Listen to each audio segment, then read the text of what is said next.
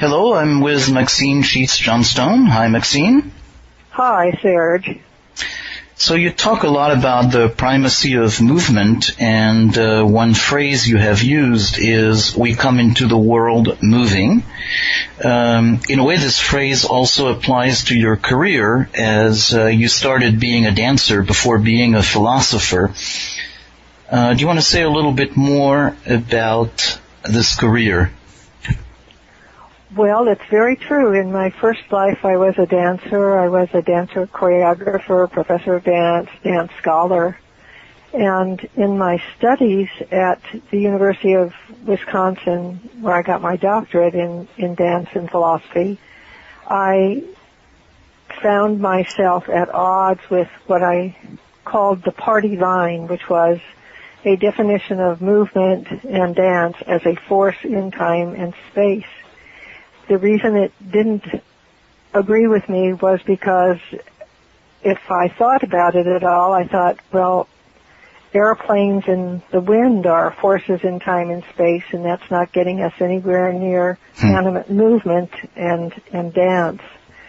So I was a kind of heretic, and I got off very deeply into phenomenology, which is a way of very rigorous way of, methodically rigorous way of examining experience.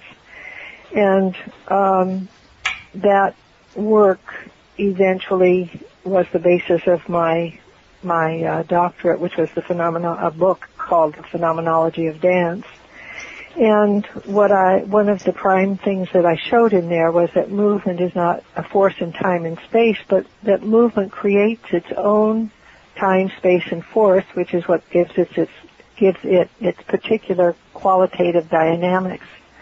And those qualitative dynamics are apparent in the way we see people walk and recognize their walk, the way they laugh, the way they do whatever they do. And although we pay less attention to ourselves and our own kinesthetic dynamics, they are there also in our own movement. So it pertains to the everyday as well as to dance. It's really recognizing the essential features of movement itself in terms of its qualitative dynamics. Yeah, so that's certainly a bridge, a common point between your work and that of body-oriented psychotherapists is recognizing movement and its own language. And I think you say in some place that there is something like movement is our mother tongue. Do you want to say more about that? Yes. Well, in the primacy of movement, there's a chapter called On Learning to Move Oneself. And in that chapter, I talk about the fact that we come into the world moving, that we're precisely not stillborn, and that our conception of infants as pre-linguistic is really off the mark, because infants aren't pre-linguistic. Language is post-kinetic. So I want to stay with that, just in a way that, first what you were saying before, that infants are not stillborn, which is a very provocative use of words, and how movement was there, and that the point is that language is post-kinetic. So do you want to say more about that? Well, that is to say that movement is our mother tongue. That's the that's the way in which we learn our own bodies. We learn to move ourselves. We learn the world, the surrounding world in which we live. We explore the world in movement, and that's the way we understand things and come to know them. People like the psychologist Jerome Bruner talked about the focus of infants and young children on agentivity, on agent and action. He didn't get into movement as our mother tongue, but that's the certainly the underlying thesis of his observations. Yeah. Not thesis, but the underlying conclusion from his observations, I should say. Yeah. So, and from that perspective, too, in other words, most people don't pay any attention to movement. It's immediately categorized as behavior, or it's immediately categorized as action, some kind of action. Well, you're eating, or you're sleeping, or you're laughing, or you're smiling, or you're whatever it is. But the actual movement dynamics, the qualitative dynamics of our existence are swallowed up when we package them in those behavioral or action terms. Right. So we don't pay attention to the qualitative dynamics. So we make an artificial distinction between movement and thinking when in fact one is thinking in movement, or movement and thinking are related. Yes, very, very much so, because in the same chapter on learning to move oneself, I talked about the fact that movement forms the I that moves before the I. I mean, not the visual I, but but the I. The self. The movement forms the I that moves before the I that moves forms movement. In other words, an infant makes inchoate reaching gestures. It kicks its legs. It does all kinds of things just in a spontaneous way, and discovers its own body and bodily possibilities, its movement possibilities, in the course of moving.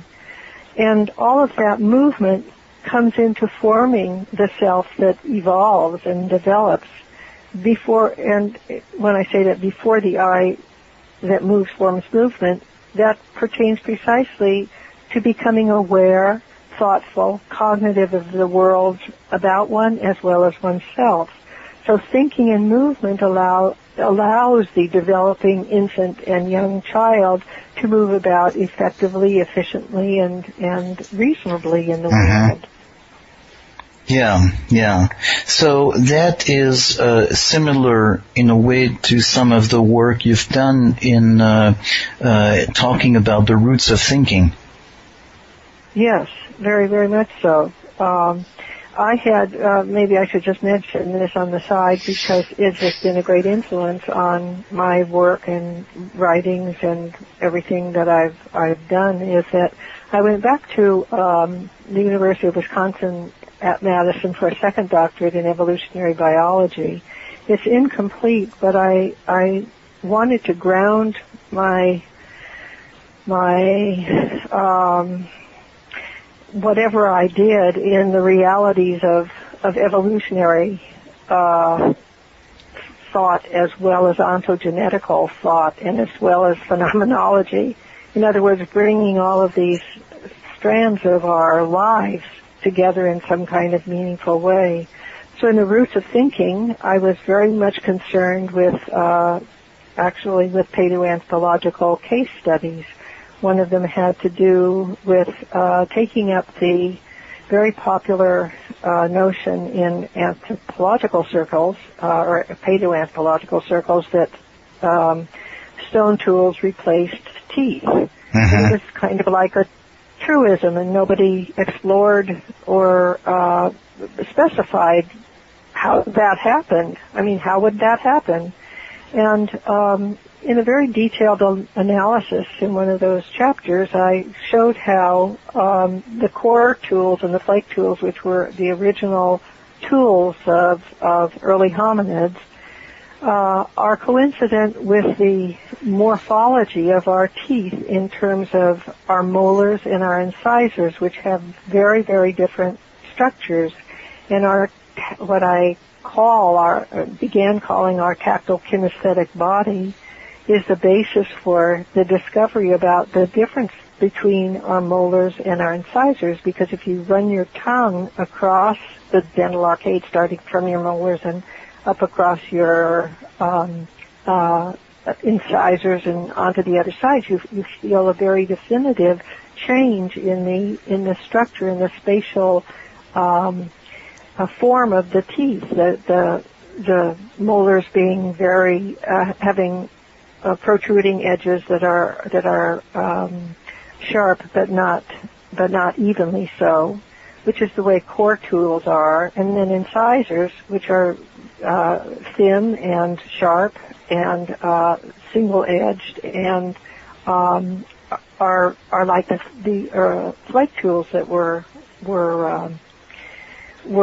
first formed and used. So there's, and what I wrote in that chapter, if I could just say this last thing, sure. It's that analogical thinking grounds basic fundamental human concepts. Analogical in the sense of coming from the body. Analogical thinking. So it's the experience of having teeth, and specifically of noticing the difference between incisors and molars, that leads people to actually recognize in nature, in stones, the possibility of either finding stones that are similar or shaping them that way, and that's at a very, very basic level, analogical thinking. That's right, yes, and making something, in other words, they're aware of what their molars do, which is grind things to pieces. Their incisors bite things, rip them, tear them. They function in different ways, precisely in the way that core tools and flake tools differ in terms of what they can do. There's a parallel there. Right. And we infer from this that our ancestors did not get to this point from drawing diagrams or studying laws of physics or abstract thinking, but basically reasoned from that experienced kinesthetic, tactile experience of the teeth, and then recognizing the same in another object. So we're talking about, the analogy functioning as opposed to an intellectual, more layered form of reasoning that would come later. Yes, but right, yes, but the body really functions in this beginning way as a semantic template for making one's way in the world. And certainly thinking evolves in a lot of different directions, but in a very fundamental sense, in terms of fundamental human concepts, come from bodily experience. Yes. So that's a very important point of how, these fundamental concepts come from bodily experience. So how do you, do you see maybe all of the present-day brain science going into explaining everything in terms of circuitry compared to what you're talking about?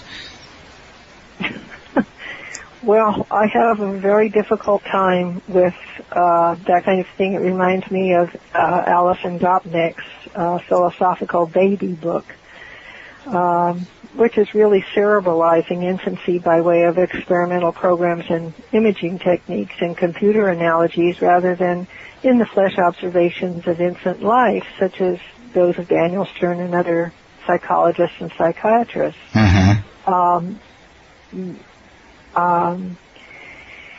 I think the philosophical baby is a forgery in the sense of not giving us the life dynamics of an infant growing up or of young children growing up. I think experimental research has a definite place in psychology, and neuroscience certainly does also. But I think it's kind of run away with itself, and it's to the point now it's as if the brain is like the oracle at Delphi. It's the place to which all neuroscientists and cognitive scientists and philosophers go to have all of their questions answered. And I think it's the wrong route. And my sense is that quite simply, I would say that until a kinetic neuroscience comes prominently to the fore, I mean, an investigative science that scrutinizes movement and comes to understand it as something other than simply a motor phenomenon, that no veritable cognitive science can achieve its vaunted aim, which is to explain in terms of brain events, neuronal happenings, how we come to know what we know. Mm-hmm. Mm-hmm. So in a way, what's more fascinating is the part that's not explained in there. Yes, exactly, because so long as you're talking about motor phenomenon, people have talked about sensory-motor subjectivity. Sensory-motor subjectivity. Well, motors don't have friends, and they don't feel hunger pangs, and they don't they don't do a lot of things that living animals, humans included, do. The term motor, I think, is terribly unfortunate. It's to my mind very much like the term embodied, which people use as a cover for everything that they don't want to explore, which sounds pretty critical. But I really do think that the term embodied, I have written about it as a lexical Band-Aid that is covering over a 350-plus-year-old wound. It's still suppurating, and it's not going to be healed by this lexical Band-Aid of embodiment. I might mention in this context that the publishers of The Primacy of Movement want to come out with a second edition of the book. It was published in 1999. And I've agreed to do this, and I've agreed to write an additional chapter for the book. And I have titled it, tentatively anyway, Embodied Mind, this additional chapter, which is not going to be some minimal thing, but really talking about cognitive neuroscience, present day, what's gone on in the 10 years since the book was published. But the chapter is going to be titled Embodied Minds or Mindful Bodies. And that's a beautiful distinction. So could we talk more about that? Mindful bodies versus embodied minds. Yes. That resonates. Mindful bodies are the way in which we come into the world. That ties in with the fact that movement is our mother tongue, that we are already aware, cognizant of the world about us and of our own bodies. One of the really astounding experiments that Daniel Stern, the psychiatrist, infant psychiatrist, clinical psychologist Daniel Stern, performed, and he wrote about it in The Interpersonal World of the Infant, is the one that he and others did on Siamese twins. I don't know if you remember. No, just say a little bit more, yeah. They were, before there were the operation which separated them, they did an experiment by which they tried pulling out the thumb of the infant's own thumb from its mouth, and then its Siamese twin's thumb from its mouth. What was so fascinating to me in that, especially in terms of the fact that most people think or have thought in the past that the infant self is some kind of unified self that's joined to the mother, that it's not functioning in any kind of separate way, is that when they tried pulling the arm of the infant sucking its own thumb away from its mouth, the infant pulled toward its arm toward its mouth, because it was its own thumb in its mouth. When its Siamese twin thumb was in its mouth and they tried pulling it away, it reached after and followed, in other words, bodily followed the thumb. So there's obviously a tactile-kinesthetic body that's alive and well in the body of infants. They know their own bodies, and it just seemed to me that was a fantastically insightful experiment to run, and just of critical importance, it seems to me also. So I think it's very nice to stay at these levels, because then we have in our culture a lot of confusions between what's the mind, what's the body, to what extent they overlap. There are a lot of creating distinctions or talking about being in your head or being in your body. But this is what you're talking about is there is a mindful body that we have from birth on, and there is a sense, a knowledge, an awareness that exists very deeply at a body level. So do you want to talk a little bit more about what that experience is, both maybe in terms of your studies, your thinking, and your own experience as a dancer, but also as somebody who, when you do workshops with people, you actually don't just talk, and you sometimes encourage them to move and experience their own movement. Yes, well, I think our usual sense that we have, our usual idea that we have 5 and only 5 senses is at the basis of, it just says a lot about the way in which we ignore proprioception and kinesthesia. They are overlooked sensory modalities which are basic to our lives. If you look at psychology textbooks, there are reams written about vision and almost the same number of reams written about audition. There's some on smell and some on taste and some on tactility, but certainly nowhere to the point where tactility should be highlighted, since throughout our lives we are never out of touch with something. I mean, just the expression out of touch or in touch, yes. Yeah, I mean, we're sitting on something, our feet are on the ground, our backs are against a chair, we have a fork in our mouths. I mean, we're never out of touch with something as long as we are alive. Mm-hmm. And in terms of kinesthesia is very tied to tactility, because any kind of tactile explorations involve movement, and our tactile sense is tethered to kinesthesia. When we dance, we're always grounded someplace, even if momentarily we are airborne. Mm-hmm. Always come back down to earth.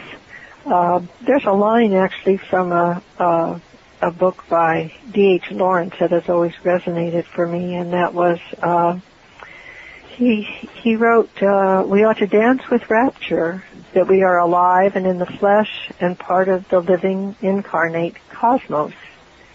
And then he went on to say, several things, but then he also wrote that I am part of the earth, my feet know perfectly. I thought that was just a beautifully stated, just eloquent statement of our lives. Mm-hmm. Mm-hmm. So it's at a broader level, it's also that sense that we cannot exist. Nothing exists in isolation. Everything exists in relationship to something else. Yes, right. In a sensory sense, in a tactile sense, yes, very, very, very much so, and in a movement sense too, because we're never. When I say we're never out of touch with something, our weight is always supported in some way. We're always supporting ourselves in some way. I mean, that's really very, very basic. We don't pay any attention to it normally at all. We take it for granted. But it's there in our experience. We'd be very surprised if there were nothing there. In fact, sometimes that happens, unfortunately, to people, that they think that there's a chair underneath and there's nothing there. Mm-hmm. Right.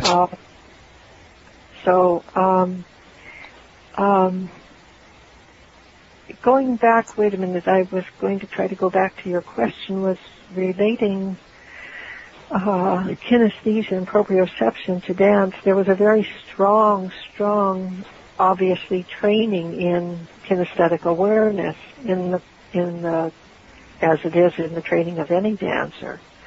And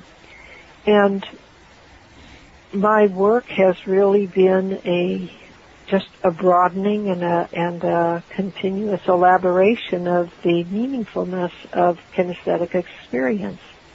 Not that I have dwelt on that wholly and without attention to anything else. Mm-hmm. So this is beside the point of our discussion, but I'm just going to mention this for example. But well, in a way, this does have to do with tactility and kinesthesia, because my research of the past 2 years, I was a distinguished fellow at the Durham University in the UK at their inauguration of the Institute of Advanced Studies, and the title of that inaugural year was The Legacy of Charles Darwin, and I was writing on xenophobia, and have been. That has been the topic of my concern. And in a way, of course, xenophobia is related to movement, because we keep our distance from strangers. Mm-hmm. But at any rate, the moving body has been really at the basis of almost everything I have done. Mm-hmm. It's influenced me all the way along. So when you're alluding to this, for instance, in that study about distance, and you've studied things like the development of language related to somatic concepts like inside, outside, do you want to talk a little bit more about that? Oh yes, that's really very, very interesting, because actually in a chapter of the Corporeal Turn and Interdisciplinary Reader, this is a book that came out in April of 2009, published in the UK, and it is it has 13 chapters are essays that I have written over the past 26 years. But it has 2 new chapters, and one of them is titled On the Challenge of Languaging Experience. And in that chapter, I used insides as an example, in or inside, the concept of in or inside. I first wrote about this actually in the Roots of Thinking, because it came up with respect to writing about the origin and significance of Paleolithic cave art, because everybody who writes about Paleolithic cave art never considers the fact that all of these people who went into caves to paint on them went inside. They never talk about the fact that you go inside a cave, and inside a cave is remarkably different from the outside world. So when you go inside, that must have been a formidable, it seems to me, experience to go inside a cave. Even for someone today, to go inside a cave is a remarkable experience. So, yeah, so I wanted to just, in a way, draw something that would be something that's both a similarity and a difference with some form of psychoanalytic thinking, where you could say that, the cave or the basement of the house, for some people, is a symbolic representation of inside the psyche, or the innermost part. And what you're talking about is actually not a symbol, but something that is an earlier experience we have that is actually our basis for the language itself. Yes, very much so, because as I pointed out in both The Primacy of Movement and in this chapter on the challenge of languaging experience in the Corporeal Turn, I talked about the fact that I read a lot of books about the beginnings of language written by psychologists who were doing experimental work, Eve Clark, Lois Bloom, and a number of others. And it turned out that the first preposition that a child learns has to do with one thing being inside another, or with putting one thing inside another. So that at the beginnings of its language, the first there's a prepositional primacy of the word in as both a locative state and an act. In other words, the locative, the state of something being inside another, and the act of putting something inside another. And this comes before their understanding of or use of on and under. And if you think about this, infants are put inside a crib. They are they have a nipple inside their mouth. Their arms are put inside a sleeve. I mean, and young children, I mean, in terms of toilet training and all of that, that they feel something is coming out from inside of them. They distinguish between inside and outside. So insides have a in a sense, a kind of attraction. I mean, in terms of putting one thing inside another, but also in terms of what you're saying about the psyche, it seems to me it has also, like caves, a very mysterious kind of, you don't know what you're going to find there. And from that point of view, it seems to me to use concept of the shadow. Want to keep your distance from. And actually, too, there was a wonderful description by Leonardo da Vinci who described his experience of standing at the entrance of a cave, and he said he was suddenly struck by two things, fear and longing. He was afraid of the dark, ominous cavern, and at the same time he was longing to see if inside there was something wonderful. So, in a way, does that resonate? Yeah, very much so. Yeah, I think the way in which language develops and the concepts that we have are in this fundamental sense. I'm not saying every single word has these kinds of historical origins. Certainly, some of them resonate very deeply for us, very, very deeply.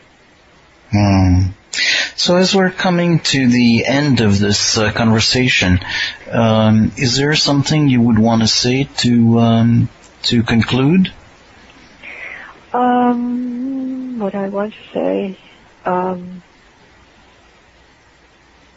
I think I would just reiterate what I said about a kinetic neuroscience coming prominently to the fore, something about that, because I think movement is on the crest of being recognized. It still has a far way to go, but I think eventually it will come to the fore, in not only in terms of organizations trying to promote movement in terms of doing something about obesity, but simply in terms of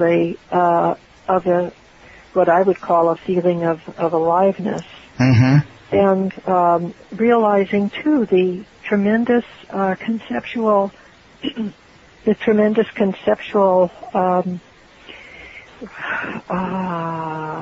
what would you call it, the way in which our own movement is the source of fundamental concepts.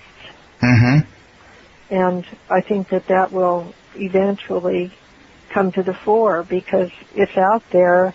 It's not fabricated. It's not speculative, but it's out there in a lot of literature, maybe between the lines, and needs to be brought up to in the lines themselves. But I think it definitely will become apparent that because the world's moving, and that's an important fact of life. that it's there, but that we become more conscious of it, we see it more. Yes, and we become aware of its qualitative dynamics and what the meaningfulness of those qualitative dynamics. Mm-hmm. The way in which we relate to others, the way in which our own feelings, in terms of the tactile-kinesthetic and affective bodies are intertwined. We didn't get to talk about what I have written about as their dynamic congruency. Mm-hmm. But our feelings in an affective sense and our feelings in a kinetic sense are interlocked. Mm-hmm. The fact that we can feign emotions or that we can restrain them is evidence of the fact that we can put on the smile and we can restrain the smile, because normally they come together. Mm-hmm. Of a piece. Mm-hmm. Mm-hmm. Yeah. Well, thanks, Maxine. This recording is part of the podcast at relationalimplicit.com. Relate to others, the way in which our own feelings, in terms of the tactile-kinesthetic and affective bodies are intertwined. We didn't get to talk about what I have written about as their dynamic congruency. Mm-hmm. But our feelings in an affective sense and our feelings in a kinetic sense are interlocked. Mm-hmm. The fact that we can feign emotions or that we can restrain them is evidence of the fact that we can put on the smile and we can restrain the smile, because normally they come together. Mm-hmm. Of a piece. Mm-hmm. Mm-hmm. Yeah. Well, thanks, Maxine. This recording is part of the Somatic Mindfulness and Relational Psychotherapy podcast. See the website relationalimplicit.com.